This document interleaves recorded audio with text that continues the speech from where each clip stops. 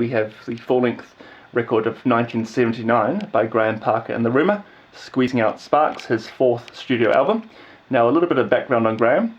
He grew up in Surrey, England, or as he liked to call it, the Surrey Delta, and his fans include everyone from Paul Rudd, the actor, to Joe Jackson.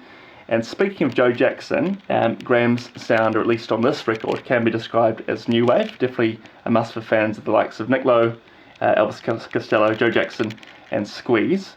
This is really, it really fits in with that British new wave sound, but also is very unique in its own right, which we'll get onto in a second. In fact, I am just going to briefly reference part of a review by Robert Christgau of The Village Voice, where he said, Parker's mood, which is narrowed into existential rage with a circumstantial root, makes for perfect, untamable rock and roll. And elsewhere, AllMusic.com said this was Parker's finest album, a masterful fusion of pub rock, classicism, new wave pop, and pure vitriol.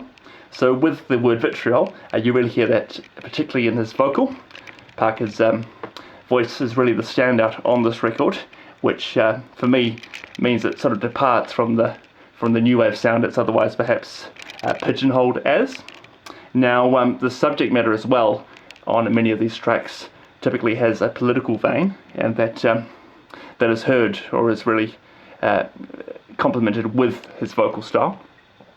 Now, the slow ballad You Can't Be Too Strong, looking at the tracks here, is one such example of where we hear Parker's political views come to the fore.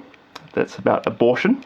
And elsewhere, the strongest tracks for me on this release are the first three tracks. So we begin with Discovering Japan, Local Girls, and then Nobody Hurts You.